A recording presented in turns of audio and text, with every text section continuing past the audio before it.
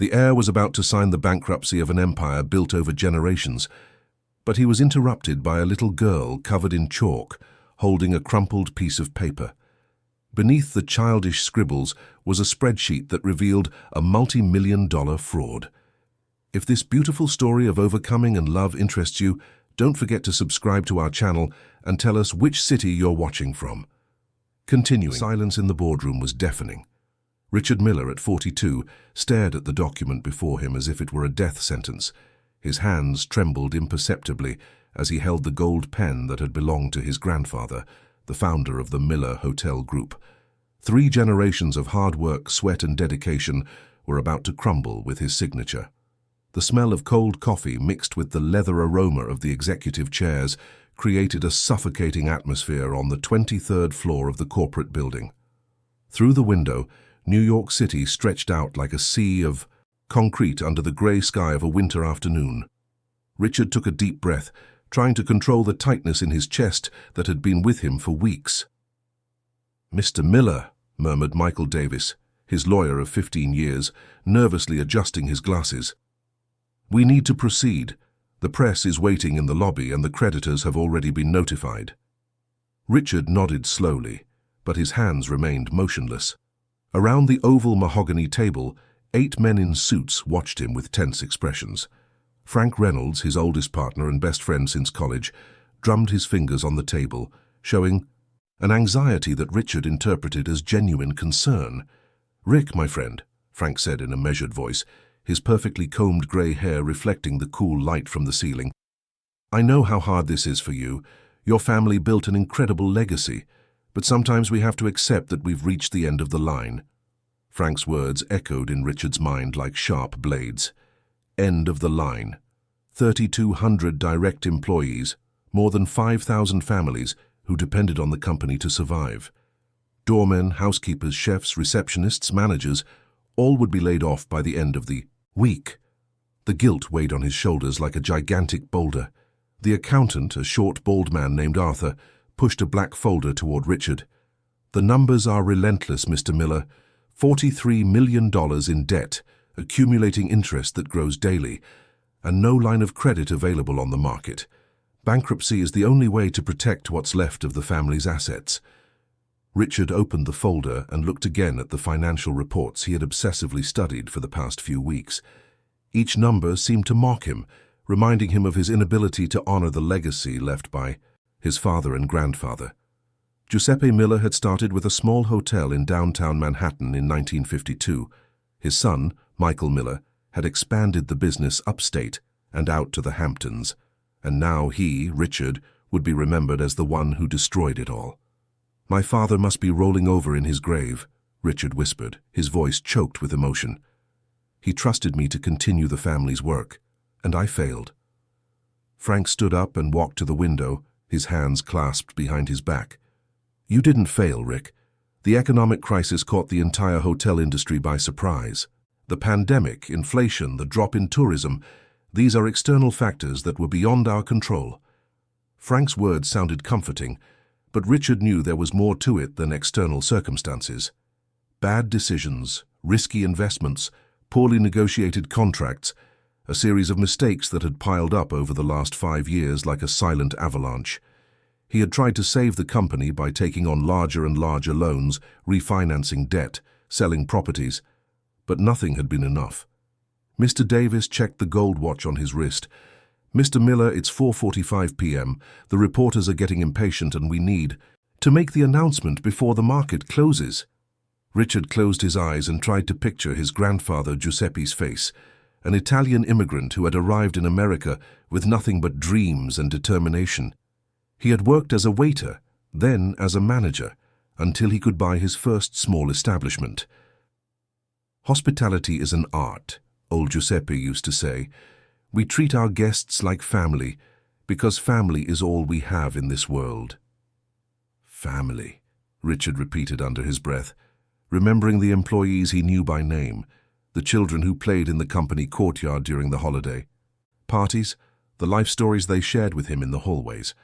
How could he look into the eyes of Connie, who'd been in housekeeping for 30 years? Or Joe, the doorman who always greeted him with a warm smile every morning? Frank returned to the table and placed a hand on Richard's shoulder. "You still have a choice, my friend. We can try to restructure the debt one more time, but that would mean laying off 80% of the staff immediately and closing 12 of the 15 hotels. Bankruptcy at least guarantees some severance for the employees." The moral dilemma was torturous. Fight to the last breath, keeping a dying company alive that would only prolong the suffering of everyone involved, or accept defeat and try to minimize the damage. Richard picked up the gold pen, feeling its familiar weight in his fingers. How many important contracts had his father signed with it? How many decisions that shaped the company's destiny? "If I sign this," Richard said, his voice barely audible, "I'll be admitting I'm not worthy of the Miller name." The silence that followed was broken only by the muffled sound of traffic 23 floors below and the quiet hum of the air conditioning. All the men in the room shared the weight of that historic moment. The end of an era, the collapse of a dream that had spanned generations. Richard brought the pen to the paper, his hands now visibly shaking. A bead of sweat trickled down his forehead as he tried to summon the courage to take the final step. Then, just as he was about to touch the tip of the pen to the document, something unexpected happened. The boardroom door creaked open slowly. All eyes turned to the entrance, where a small figure appeared in the doorway. It was a little girl about 3 years old, with curly brown hair framing a curious face and big dark eyes. Her simple clothes, a faded pink t-shirt and a denim skirt, contrasted sharply with the formal atmosphere of the executive suite. "My God," murmured Mr. Davis, adjusting his glasses in astonishment. "How did this child get up here?" The girl walked with the typical confidence of a toddler, unhurried, holding something in her right hand. Her worn-out sneakers made a soft sound on the marble floor as she headed directly to the center of the room, seemingly oblivious to the tension in the air. Richard put the pen down, completely bewildered. In 15 years of using that room, he had never witnessed such an unusual interruption. The building's security was strict. How had a child managed to get past 3 levels of control and reach the 23rd floor? "Someone needs to call security immediately," said Arthur, the accountant, rising abruptly from his chair. "This is a serious breach of security protocols." Frank remained motionless, watching the child with an expression Richard couldn't decipher. There was something strange in his demeanor, a stiffness that didn't match the bizarre situation they were all witnessing. The little girl continued her walk until she stopped right in front of Richard. She held up her hand, revealing a crumpled piece of paper covered in colorful scribbles. Her small fingers were stained with yellow chalk, and there were streaks of other colors across the paper. "Drawing," she said in the sweet, clear voice of a child her age, holding the paper out to Richard with a shy smile. Richard hesitated for a moment, then reached out and accepted the crumpled paper. The contrast was surreal. Here he was, about to sign the most important document of his professional life, and a child was offering him a crayon drawing as if it were the most natural thing in the world. "Thank you, little one," Richard said, trying to keep his voice calm despite his confusion. "It's very beautiful." Mr. Davis approached the table. "Mr. Miller, with all due respect, we need to resolve this situation quickly. We have a schedule to keep and—" "Wait," Richard interrupted, frowning as he looked more closely at the paper in his hands.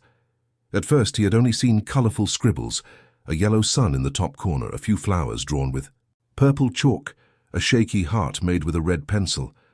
But as he smoothed out the crumpled paper, he began to notice something underneath the drawings. Black lines forming columns, small typewritten numbers. "This is strange," Richard muttered, holding the paper up to the light from the window. The little girl stood beside him, watching him curiously as he examined her gift. Occasionally she would point to one of the scribbles as if to explain its meaning, but she remained silent. Richard took a tissue from the table and began to carefully wipe away some of the chalk marks. As he removed the layers of colorful scribbles, the truth began to emerge like a photograph developing in a dark room. "Frank," Richard said, his voice carrying a note of urgency, "can you come here for a moment?" Frank hesitated before approaching, and Richard noticed a tension in his facial muscles he hadn't seen before. "What is it, Rick? We don't have time for—" "Look at this," Richard interrupted, holding the paper so Frank could see. This drawing, there's something printed underneath it. As more chalk marks were removed, a financial spreadsheet began to take shape. Columns of numbers, identification codes, bank, details, all printed in a small font and organized in precise rows. Mr. Davis came closer, curious. "This looks like a financial spreadsheet," Richard finished, his heart beginning to race. "And not just any spreadsheet." Arthur joined the group, his eyes widening as he recognized the familiar format of the documents. "Mr. Miller, this is from our accounting department. Look here," he pointed to the partially visible header. "That's the internal code we use for debt reports." Richard felt a chill run down his spine. He took the bankruptcy document he was about to sign and placed it next to the girl's paper. His eyes quickly scanned the two spreadsheets, comparing numbers, dates, values. "This can't be right," Richard breathed, his voice barely a whisper. The numbers on the spreadsheet found under the child's drawing were completely different from those on the official bankruptcy document. Where the official report showed a debt of $43 million, the girl's paper indicated only $19 million. Even more stunning, there were approved lines of credit, renegotiated interest rates, and extended deadlines that appeared nowhere on the document he was about to sign. "Frank," Richard said, looking up to meet his partner's gaze, "can you explain these discrepancies to me?" The silence that followed was charged with electricity. Frank stood motionless for several seconds, his face gradually losing its color. Mr. Davis and Arthur exchanged confused glances, clearly not understanding what was happening. "Rick, I'd need to examine these documents more carefully," Frank stammered, reaching for the paper. "Maybe it's just a printing error, or—" "No," Richard said, pulling the paper out of Frank's reach.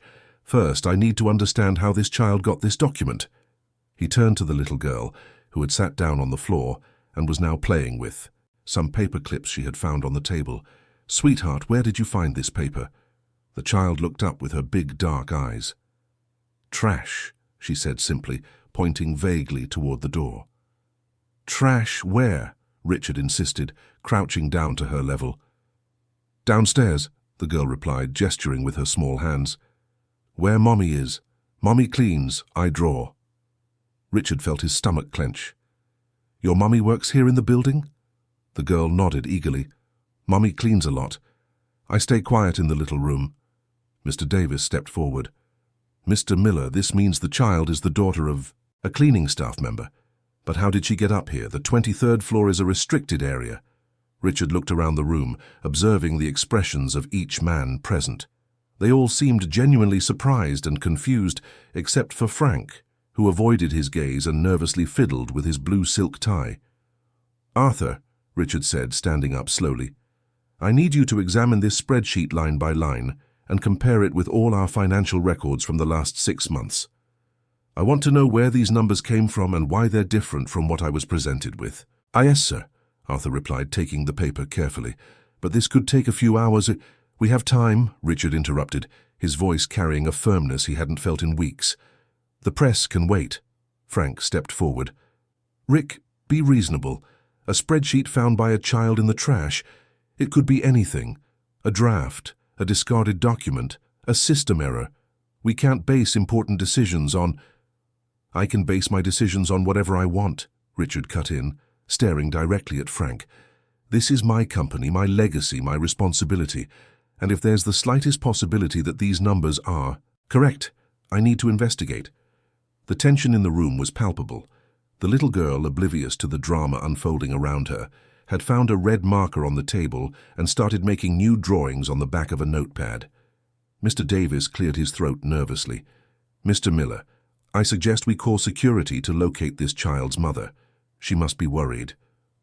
"Good idea," Richard agreed. "And in the meantime, I want Arthur to examine every number, every date, every code on this spreadsheet. Something tells me this child may have just saved more than we realize." As Mr. Davis picked up the phone to call security, Richard watched Frank, who was now pacing restlessly around the room, his hands clasped behind his back. 25 years of friendship, business partnership, mutual trust. Was it possible that his best friend was hiding something so important? The discovery was just beginning, but Richard could already feel that everything was about to change. 20 minutes later, the boardroom had transformed into a makeshift investigation center.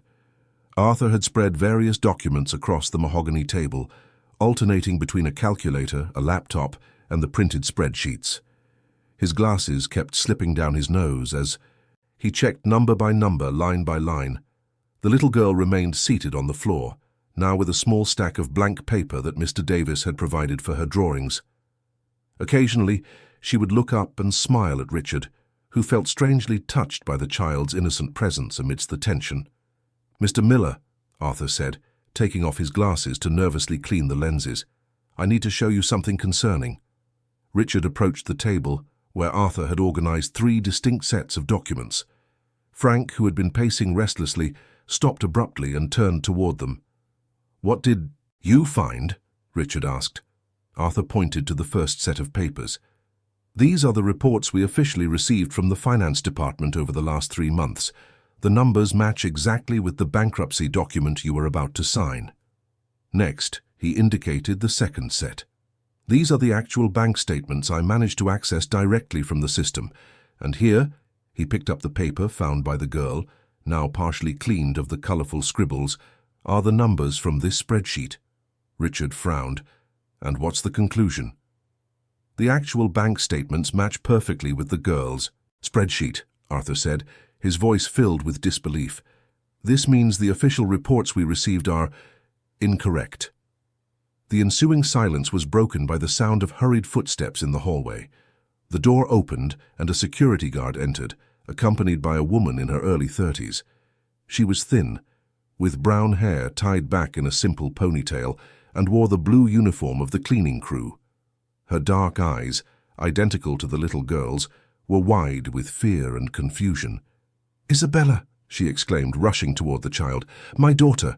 How did you get here?" The girl stood up, quickly, and ran into her mother's arms, who hugged her tightly. "I'm so sorry, please," the woman said, looking around the room with evident nervousness. "I don't know how she got out of the supply closet. She's never done this before." Richard watched the scene with growing interest. "What's your name?" he asked gently. "Maria Garcia," she replied, still holding Isabella in her arms. "I've worked on the cleaning crew here for 4 years. I usually leave Isabella in the basement supply room during my shift. She stays there quietly, drawing or sleeping. I had nowhere else to leave her today." "Don't worry," Richard reassured her. "Your daughter helped us with something very important. Could you tell us where exactly she found this paper?" Maria looked at the document Richard was holding, her eyes widening even more. "Oh my God, she got that from the trash, didn't she? I'm always telling her not to touch the trash, but she likes to find paper to draw on." "From which trash can specifically?" Richard pressed. Maria hesitated, looking nervously at the men in suits around her. "Well, I clean several floors, but this morning I was on the 18th floor. There's an office there that always has a lot of paper in the trash. The people in there always talk very quietly when I'm cleaning, so I figured it was important." Frank quickly approached.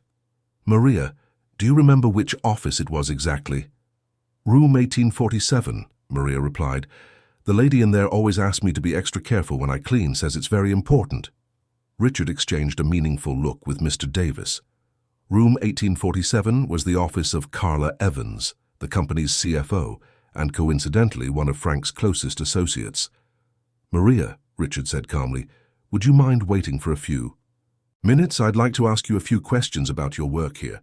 "Of course, sir," Maria replied, clearly nervous. "Did I do something wrong? Please, I need this job. I'm a single mom and—" "You did nothing wrong," Richard assured her. "In fact, your daughter may have helped us uncover something very important." As Maria sat in a chair in the corner of the room with Isabella on her lap, Richard turned to Arthur. "I need you to access all the files on the computer in room 1847 immediately, and I also want to check the entire email history between that office and Frank's office for the last 6 months. Frank stepped forward, his voice filled with indignation. "Rick, this is absurd. Are you suggesting Carla is involved in some kind of wrongdoing? She's an upstanding professional. She's been with us for 8 years. "I'm not suggesting anything," Richard replied coldly. "I'm investigating serious discrepancies in our financial reports, and if there's something wrong, I'm going to find it. Mr. Davis cleared his throat. Mr. Miller, to access files from another department will need formal authorization, and as for the emails, that could take some time. I have full authorization as president of the company, Richard cut in, and as for the time, we have all night if necessary. Arthur stood up. I'll need support from the IT team for this. Can I call them? Do whatever it takes, Richard confirmed. While Arthur made his calls, Richard approached Maria and Isabella. The girl had gone back to drawing, now making colorful flowers on a blank sheet of paper. There was something about her quiet concentration that touched Richard deeply. Maria, he said, sitting in the chair next to her, may I ask about your situation here at the company? Maria seemed surprised by the kindness in his voice. Well, I work the night shift, from 6 p.m. to 2 a.m. I clean the offices from the 16th to the 23rd floors. It's an honest job, and the pay, while not much, is enough for the two of us. And Isabella always stays with you during your shift?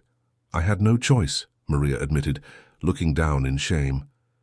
The neighborhood daycare closed down 3 months ago, and I can't afford a babysitter.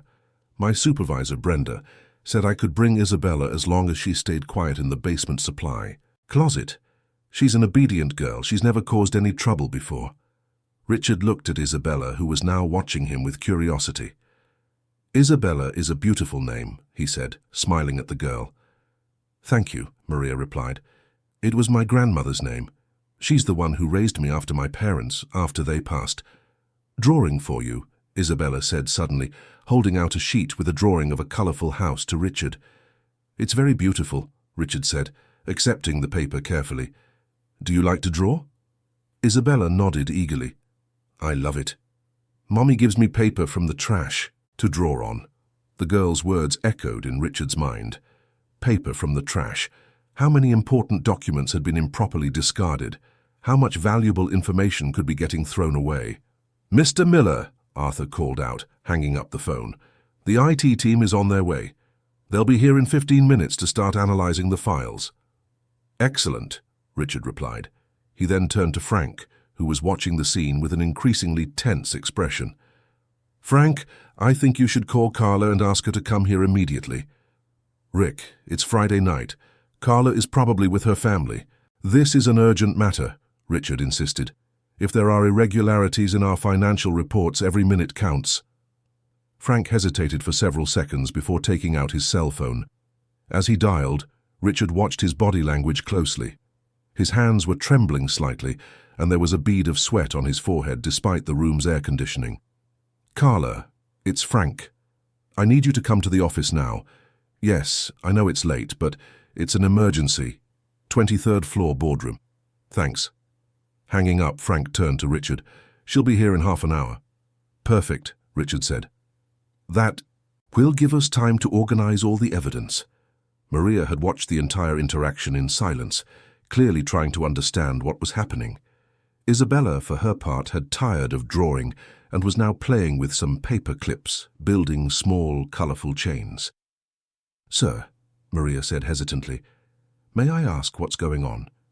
Did I do something wrong by letting Isabella take paper from the trash? Richard turned to her with a reassuring smile. Quite the contrary, Maria. Your daughter may have just saved this company. The words left his mouth before he could reflect on them. But the more he thought about it, the more he believed they could be true. An innocent child playing with discarded paper had discovered something that dozens of experienced professionals had failed to notice. But the question that intrigued him most was, why were these documents in the trash, and who would benefit from the company's bankruptcy based on false information? His suspicions turned again to Frank, who was now pacing nervously around the room, avoiding eye contact. 25 years of friendship were about to be tested in the most painful way possible. The IT team arrived like a small army of specialists carrying laptops, cables, and equipment Richard had never seen before. Led by Charles Henderson, the company's director of technology, they spread out in the room, turning it into a digital investigation hub. Mr. Miller, said Charles, a thin man with thick glasses and disheveled hair. We've gained remote access to the computer in room 1847. What exactly are we looking for? Richard watched Frank, who was standing by the window, seemingly absorbed in contemplating the New York City skyline at night. "I want all files created or modified in the last 6 months, especially financial spreadsheets and email correspondence."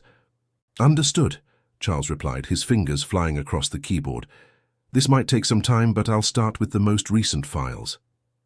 As the digital analysis began, Richard turned his attention back to Maria and Isabella. The little girl had fallen asleep on her mother's lap, exhausted after her unexpected adventure through the corporate hallways. Maria gently stroked her daughter's curly hair, a tender gesture that deeply touched Richard. "Maria," he said quietly so as not to wake Isabella, "how long have you been specifically cleaning room 1847? "Since I started here 4 years ago," she replied. "Why do you ask, sir? Have you ever noticed anything strange in that office? People working at unusual hours, quiet conversations, documents being destroyed?" Maria hesitated, glancing nervously at Frank before answering.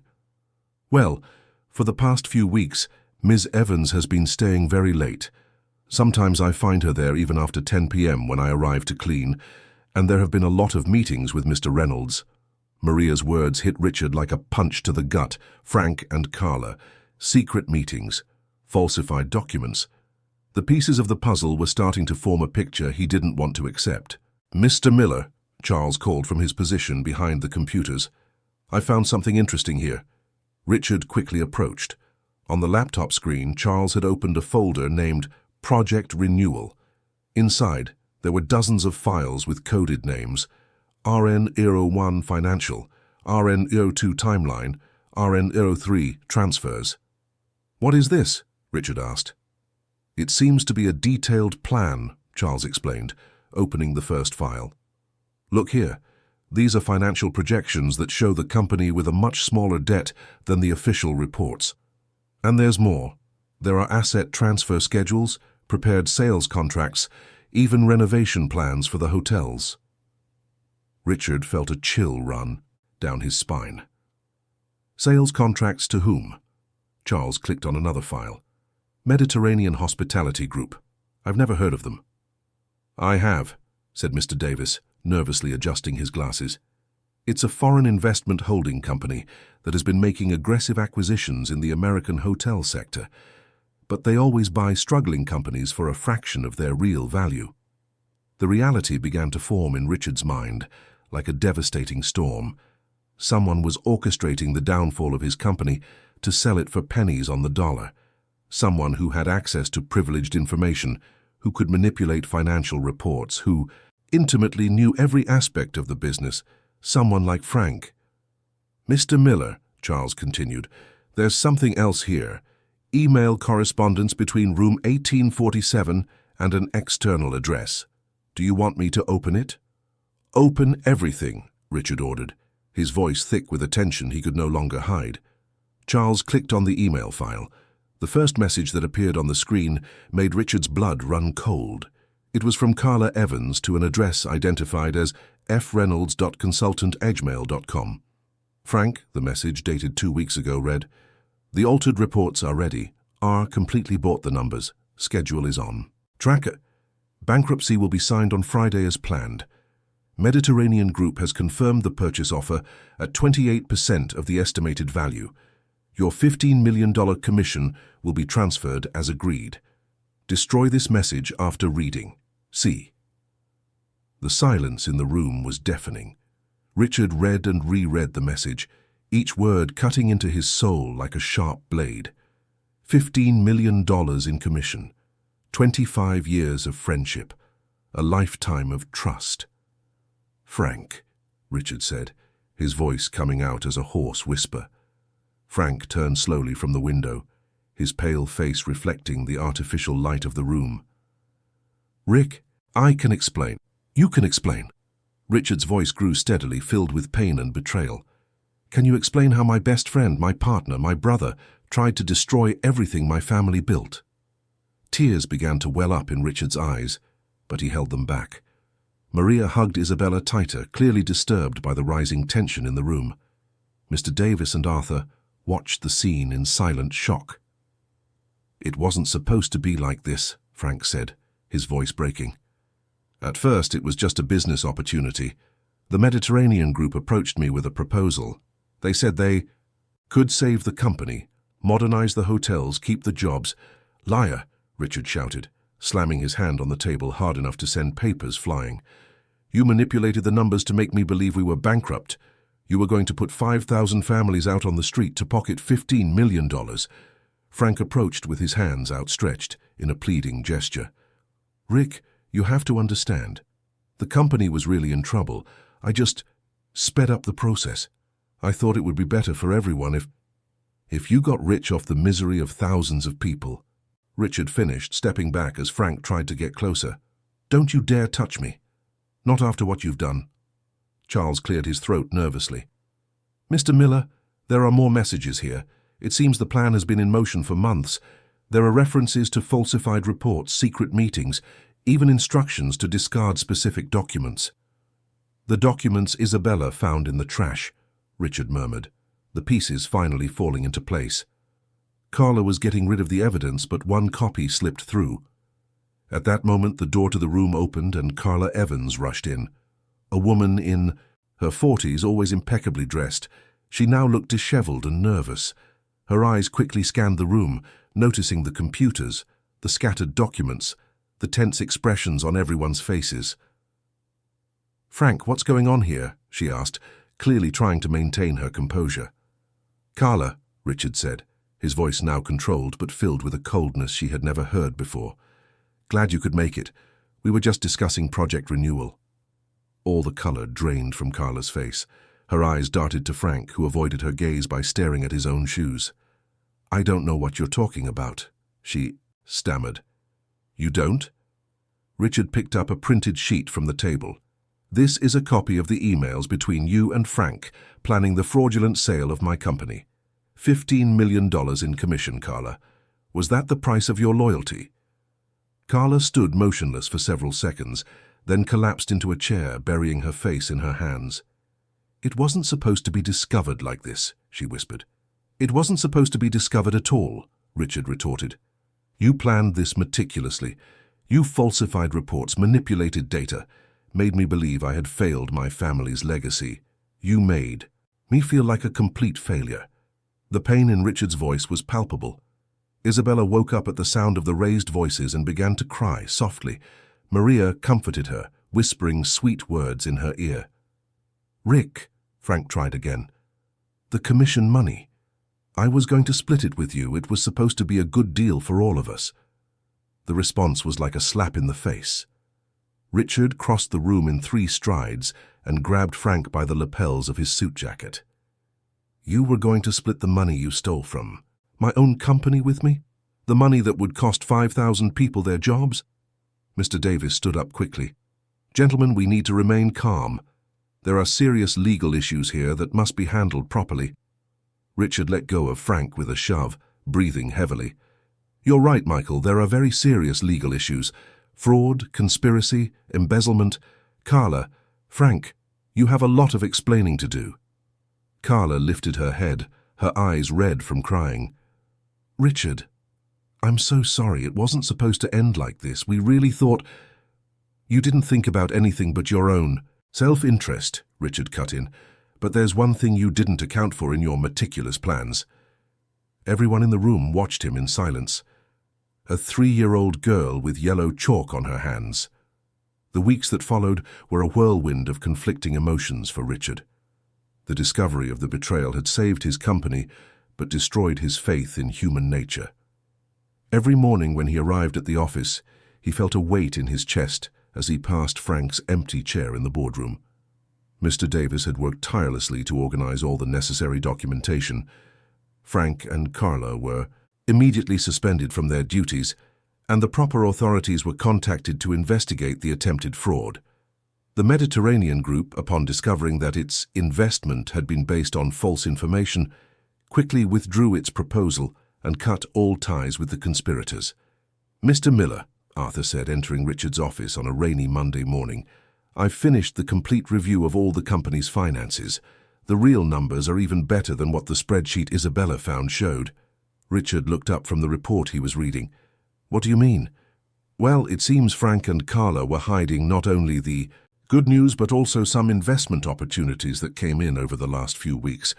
We have legitimate proposals to renovate 3 hotels, a partnership with an international tourism network, and an approved line of credit for expansion. It was ironic, Richard thought. Just when he was closest to losing everything, the company was actually poised to grow like never before. And what about the employees? Do they know what happened? We held a company-wide meeting last Friday, Arthur replied. I explained that the financial crisis had been resolved and that all jobs are secure. The news spread like wildfire. I've never seen so much joy in the hallways. Richard smiled sadly. At least something good had come out of all the chaos. 5,000 families would sleep soundly, unaware that a 3-year-old girl had saved their livelihoods. Speaking of Isabella, she had become a constant presence in his thoughts. In recent days, Richard found himself going down to the basement during his nightly rounds just to see how Maria was doing at work. He always found mother and daughter in the small supply closet, Maria organizing cleaning products, while Isabella drew quietly on her makeshift papers.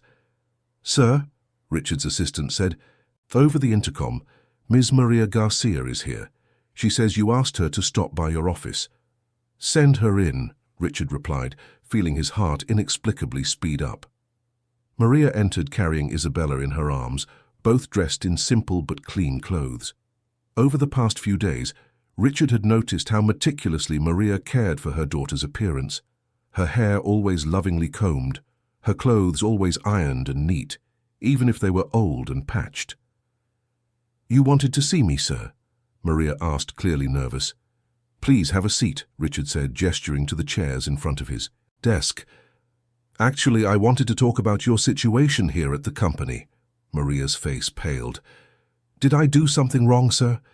If this is about Isabella going up to the boardroom that day, I promise—" "Maria," Richard interrupted gently, "you and Isabella saved this company. You saved 5,000 jobs. You saved my family's legacy." Maria stared at him in disbelief. "I don't understand, sir." Richard stood up and walked to the window, watching the movement on the New York streets below. The paper Isabella found in the trash contained proof that our company was being sabotaged. Without that discovery, I would have signed the bankruptcy papers and lost everything. "But it was just an accident," Maria said. "Isabella just wanted paper to draw on." "Sometimes the simplest accidents change the course of our lives," Richard reflected. He turned to face Maria again. "That's why I'd like to make you a proposal." Maria held Isabella tighter, as if afraid someone would try to take her away. "I want to offer you a position in our new social responsibility division," Richard continued.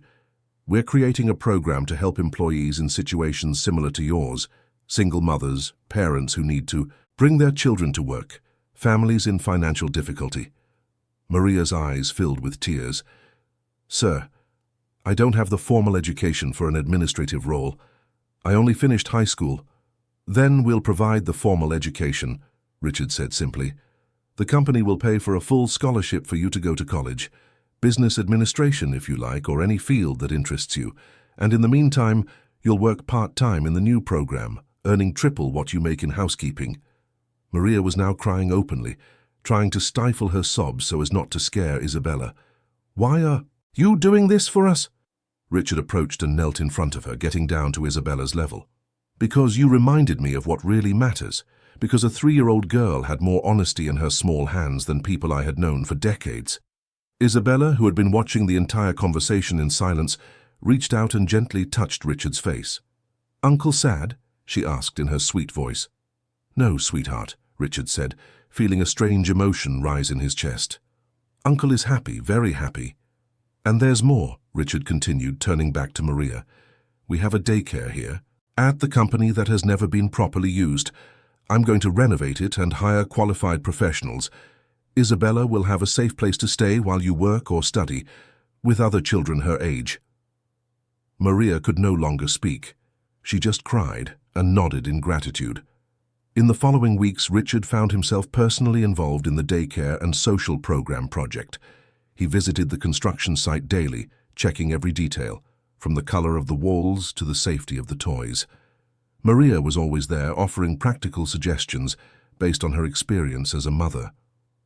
"I think the outlets should have covers here," she would say, pointing to corners Richard would have never noticed. "And this toy has parts that are too small for children like Isabella." Richard discovered that he enjoyed these conversations. Maria had a practical intelligence and a keen perception that perfectly complemented his business experience. More than that, he admired her determination to raise Isabella with dignity despite all the hardships. "Maria," he said one afternoon, as they watched Isabella play in the newly renovated daycare, "can I ask you a personal question?" "Of course," she replied, her eyes following her daughter's movements. "Where is Isabella's father?" Maria was quiet for a long moment. "He left us when he found out I was pregnant. He said he wasn't ready to be a father, that he had other plans for his life." "I'm sorry," Richard said sincerely. "Don't be," Maria replied with surprising strength in her voice. "Isabella and I are fine on our own. We're a complete family." But as he watched Maria and Isabella play together, Richard began to wonder if they really needed to be alone. There was something about their presence that filled a void in his life he didn't even know existed. His thoughts were interrupted by the arrival of Mr. Davis, who looked agitated. "Richard," he said, "I need to speak with you urgently. It's about Frank." Richard's stomach clenched. "What happened?" "He's trying to sue the company. He claims he was wrongfully dismissed and wants his share of the profits from the last few years." Richard felt the familiar anger rise in his throat. Even after being exposed as a traitor, Frank was still trying to profit from his dishonesty. "Let him try," Richard said coldly. "We have all the evidence we need to prove his guilt. And more importantly, we have a 3-year-old girl who showed us the true value of honesty." Looking at Isabella, who was now running around the daycare playground with a radiant smile, Richard felt a peace he hadn't experienced in years. The betrayal had hurt deeply, but it had also paved the way for something far more valuable than a business partnership. It had paved the way for a family. 3 months had passed since the discovery of the conspiracy, and Richard's routine had completely changed. His mornings began with a visit to the corporate daycare, where he would find Isabella, playing with other employees' children. Seeing the little girl's radiant smile when she spotted him had become the highlight of his days. "Uncle Rick!" she would shout, running to hug his legs. "Look what I drew!" There was always a new drawing, a colourful house, a family of stick figures, giant flowers that took up entire pages. Richard religiously kept each one on his desk, creating an impromptu gallery that brought smiles to all his office visitors. Maria had adapted surprisingly well to her new role. Her natural intelligence and organizational skills impressed every department. During meetings about the social program, she offered perspectives Richard had never considered. "Mr. Miller," she said during one of these meetings, "I think we should include cooking classes in the program. Many single mothers work so much that they end up buying takeout, which is more expensive and less nutritious." "Excellent idea," Richard agreed. "Can you draw up a detailed proposal?" As Maria worked on her projects, Richard found himself discreetly watching her. The transformation was remarkable. She had gained confidence. Her eyes sparkled when she talked about the social initiatives, and there was a natural elegance in her movements that transcended her humble origins. But not everything was perfect. Their growing closeness was generating gossip in the company hallways. Richard began to notice the whispers that stopped when he walked by, the curious glances during meetings. "Rick," his sister Patty said during a Sunday lunch, "people are talking." Patty was 3 years younger than Richard and had inherited their Italian grandmother's practical sense. She worked as the company's marketing director and had always been his closest confidant. "Talking about what?" Richard asked, though he knew exactly what she meant. "About you and the former janitor. They're saying you're in love with her." Richard felt his face grow warm. "Maria isn't the former janitor. She's the director of the social program." "Is that right?" Patty asked, raising an eyebrow. "Are you in love with her?" The question echoed in Richard's mind for the next few days. Was he in love? The answer was obviously yes, but admitting it meant facing complicated realities. He was a 42-year-old businessman, heir to a hotel empire, a member of New York's high society. Maria was a 30-year-old single mother with no college education, raised in the outer boroughs. Why does that matter? Richard asked himself out loud, alone in his office on a Thursday afternoon. His reflection was interrupted by a knock on the door. "Come in," he said. Maria appeared, carrying a folder of documents, but her expression was different than usual. There was tension in her eyes, a stiffness in her shoulders.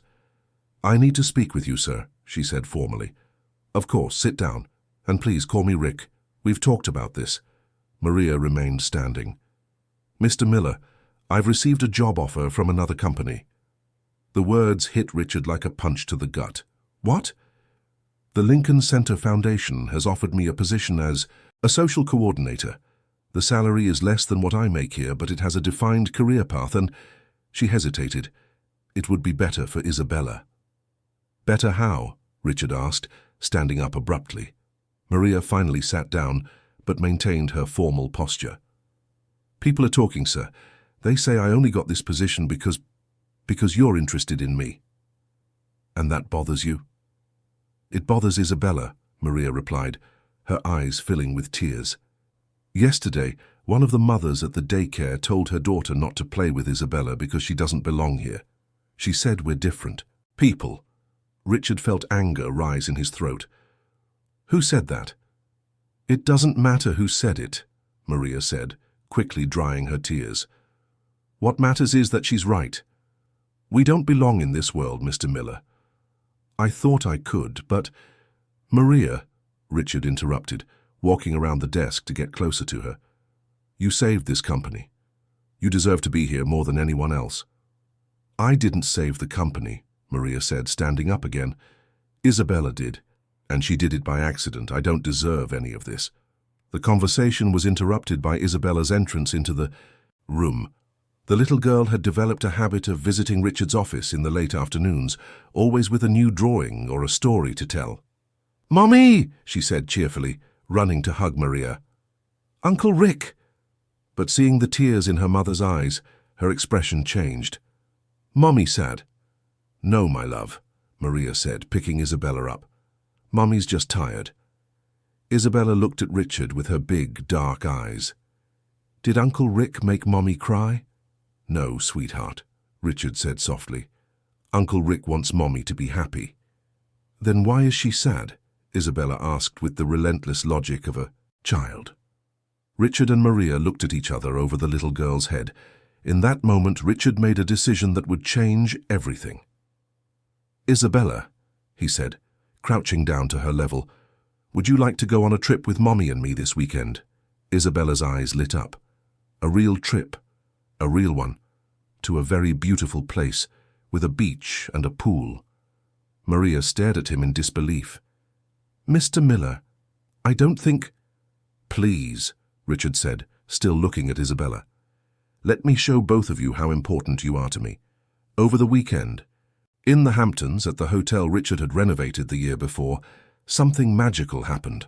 Away from the prying eyes and corporate whispers, the three of them simply became a makeshift family, enjoying sunny days at the beach." Richard watched Maria gradually relax. He saw her run on the sand with Isabella, laugh when the waves soaked her clothes, and fall asleep in a beach chair with a book on her lap, while Isabella built sandcastles. "Are you happy here?" he asked one evening, after Isabella had fallen asleep in her bed in the adjoining room. "I am," Maria admitted, watching the sea through the window. "But this isn't real, is it? This isn't our life." "Why can't it be?" Maria turned to face him. "Because you're Richard Miller, heir to a hotel empire, and I'm Maria Garcia, daughter of a housekeeper and a construction worker. Because when we go back to the city, people will still whisper, and Isabella will still hear things she shouldn't. And what if I don't care what people say?" "But I care," Maria said simply. "Not for me, but for Isabella. She deserves to grow up without carrying the weight of other people's prejudices." Richard moved closer to her, gently taking her hands. "Maria, Don't say it," she interrupted. "Please don't. Because if you do, it will make everything harder." But Richard had to say it. He needed her to know. "I love you both," he whispered. I love the way Isabella makes me smile every day. I love your intelligence, your strength, your ability to see solutions where I only see problems. I love the family we've become." Tears rolled down Maria's face. "Richard." "Marry me," he said, surprising even himself with the sudden decision. "Marry me and let me prove that we can face any prejudice together." The silence that followed was broken only by the sound of the ocean waves. Maria stared at him for several seconds, her emotions clearly in conflict.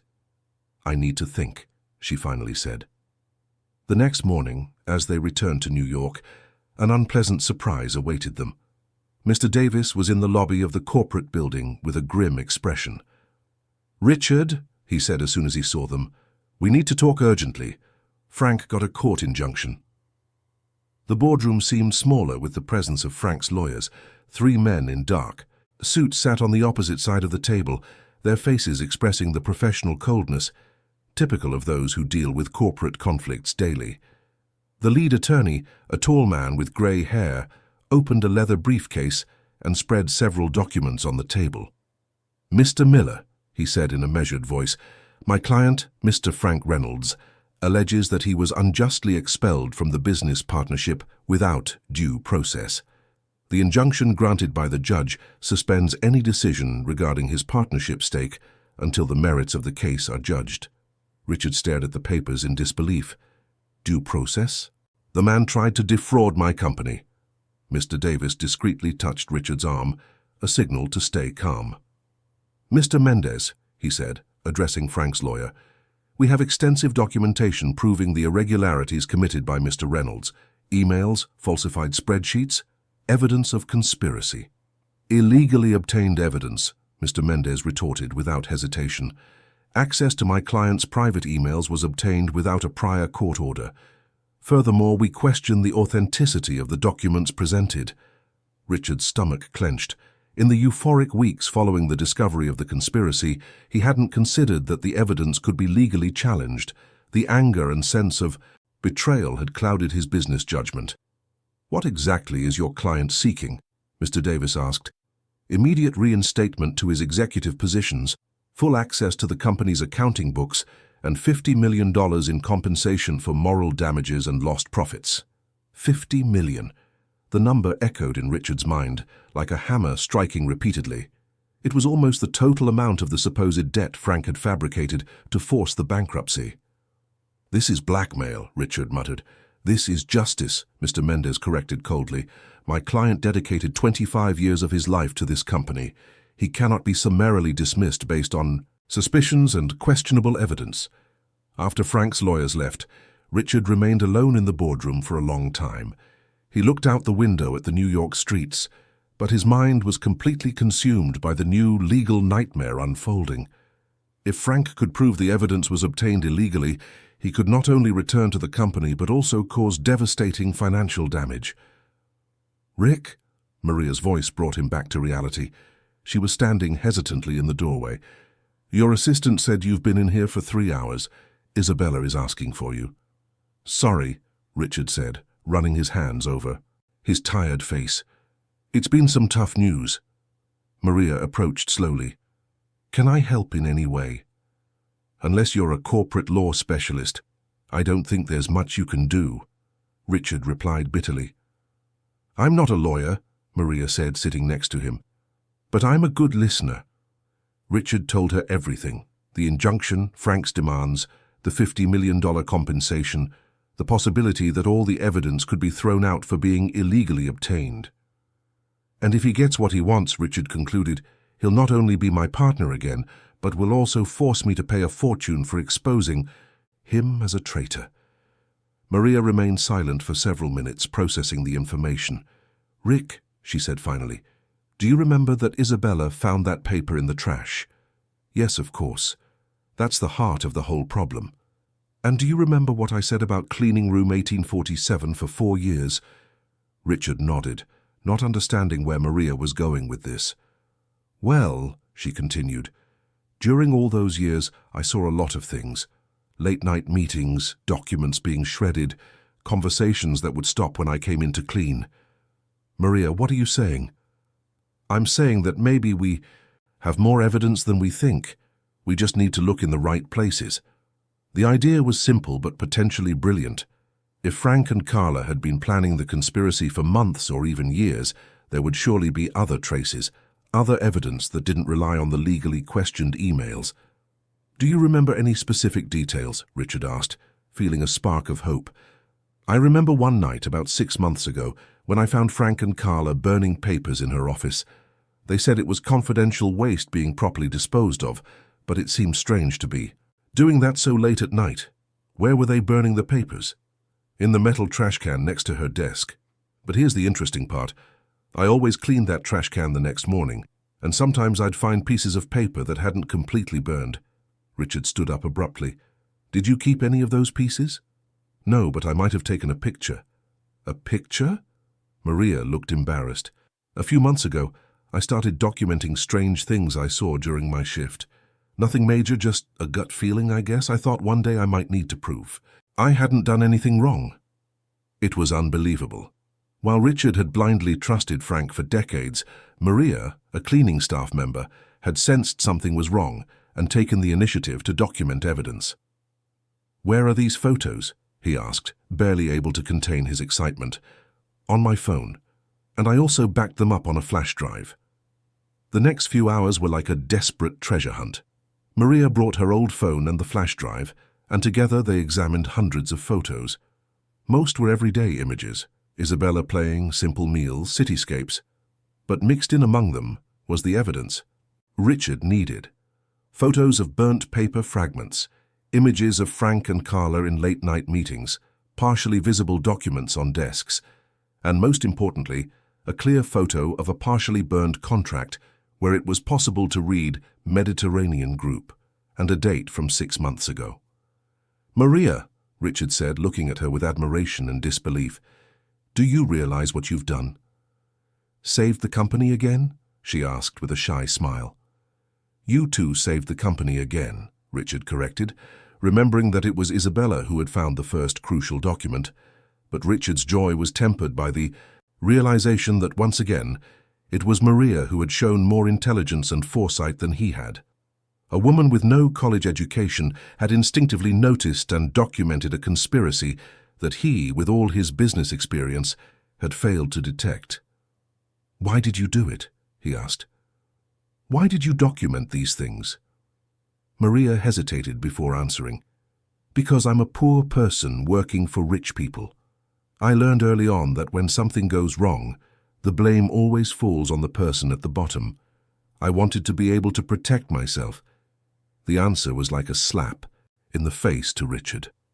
Maria had lived her whole life knowing she needed to protect herself from people like him, and now, ironically, that same precaution was saving him from Frank.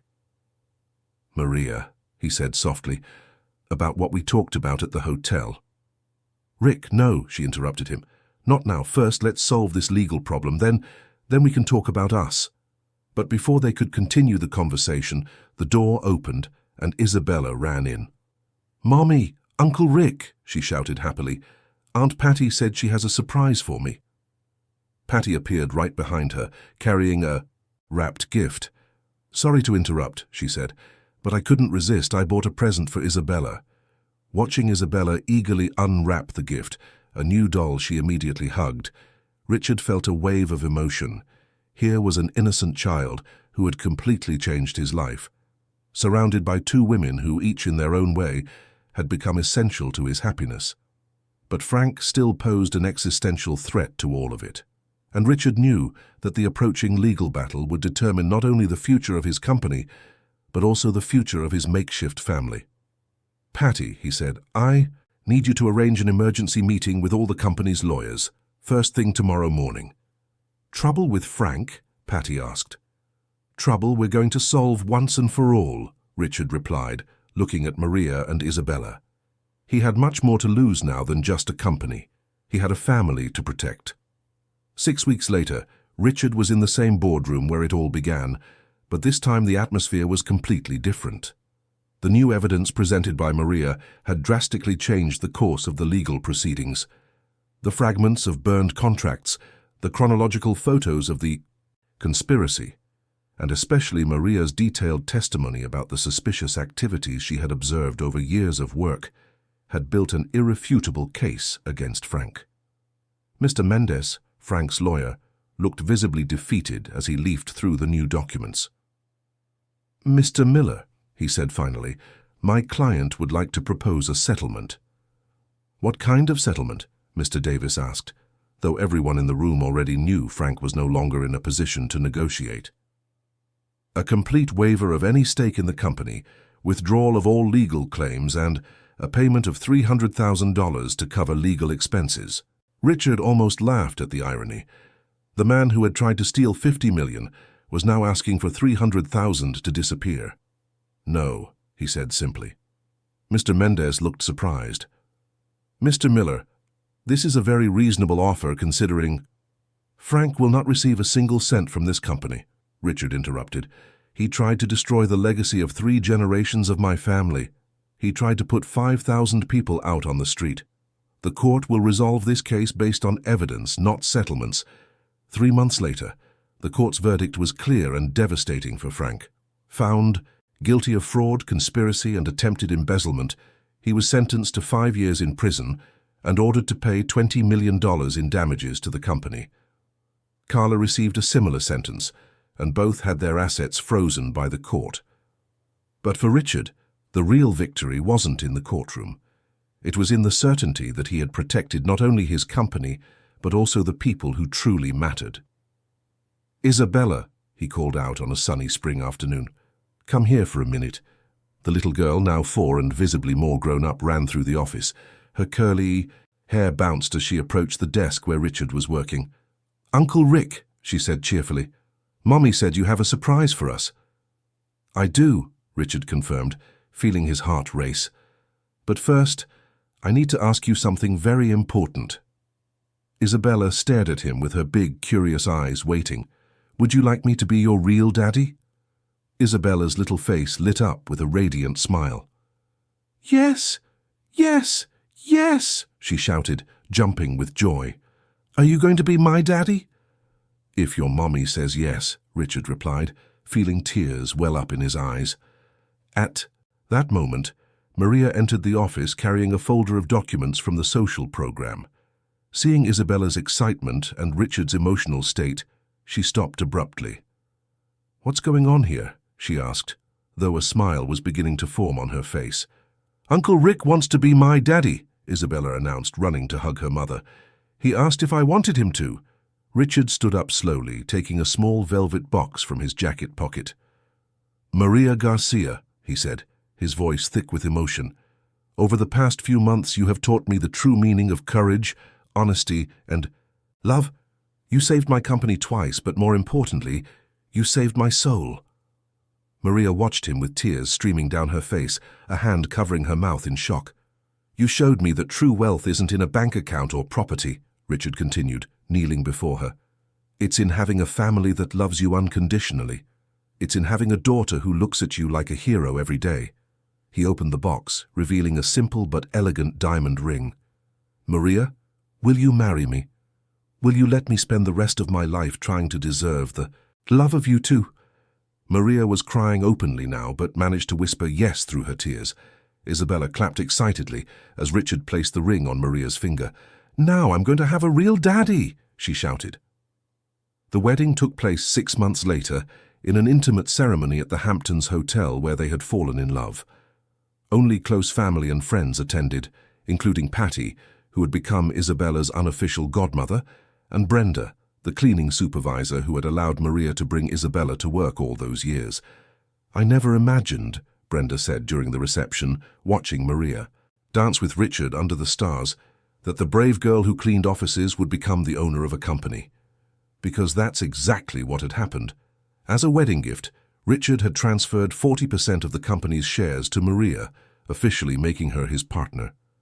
"It's the smartest business decision I've ever made," he had joked at the transfer ceremony. "After all, she's already saved the company twice. Now she can help expand it." And expand it they did. Under the joint leadership of Richard and Maria, the Miller Hotel Group not only fully recovered from the crisis, but also became a pioneer in corporate social responsibility. The program Maria started was expanded to all the hotels in the chain, offering daycares, scholarships, and support for employees in vulnerable situations. "Mommy," Isabella said one evening, 2 years after the wedding, "can I ask a question?"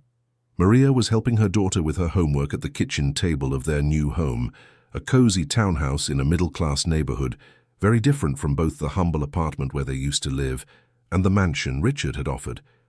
"Of course, my love," Maria replied. "Why did you pick that paper for me? To draw on that day?" The question caught Maria by surprise. "What paper, Isabella?" "The paper I got from the trash, the one with the numbers underneath. Why did you let me pick that one?" Maria looked confused. "Honey, I didn't pick any specific paper. You found it in the trash and decided to use it for your drawing." Isabella frowned in concentration. "No, Mummy. You pointed to the trash can and said, 'Get a piece of paper from there to draw on.' And I took the first one I saw." Maria's heart stopped for a moment. She vaguely remembered that day. Isabella had asked for paper to draw on while she was cleaning room 1847. And yes, she had pointed to the trash can where Carla used to discard documents. "But Mommy," Isabella continued, "why did you point to that trash can? There were others in the office." Maria sat down slowly, the reality beginning to dawn on her. Subconsciously, she had directed Isabella to the trash can where she knew she would find something important. Some maternal instinct, some unconscious perception, had guided her hand at that crucial moment. "Isabella," she said softly, "sometimes mothers know things without knowing. They know them." "Like the drawings I make for you when you're sad?" Isabella asked. "Exactly like that," Maria smiled, hugging her daughter. At that moment, Richard came home from work, finding the two of them embracing in the kitchen. "Can I join this hug?" he asked, loosening his tie. "Always," Maria replied, making room for him. As the three of them hugged, Isabella asked another question that made them laugh. "Daddy, when I grow up, can I work at our company too?" "Our company?" Richard repeated, tickling her. "Since when is it yours too?" "Since I saved it with my drawing," Isabella declared proudly. Richard and Maria laughed, but they both knew the little girl was right. The company had been saved by an innocent child with yellow chalk on her hands, guided by the intuition of a mother who had sensed something was wrong, even without being able to articulate exactly what. Years later, when Isabella graduated with a degree in business administration and officially joined the company, Richard had a bronze plaque installed in the main lobby of the corporate building. The plaque displayed the original drawing Isabella had made, the yellow sun, the purple flowers, the shaky heart, preserved in clear resin. Below the drawing, a simple inscription. "In memory of the day a child taught us that the greatest truths are sometimes hidden behind the purest innocence. Isabella Miller Garcia, our little savior." But in Richard's mind, the real commemorative plaque was the smiles he saw every day. Isabella's, growing up happy and secure, Maria's, flourishing in her new life, and those of hundreds of employees who still had jobs because a 3-year-old girl had decided to draw on a piece of paper found in the trash. Because sometimes, he thought, looking out his office window at the city of New York, the greatest victories come from the most unexpected places, carried by the smallest and purest of hands. And sometimes, the love of a makeshift family is worth more than any business empire.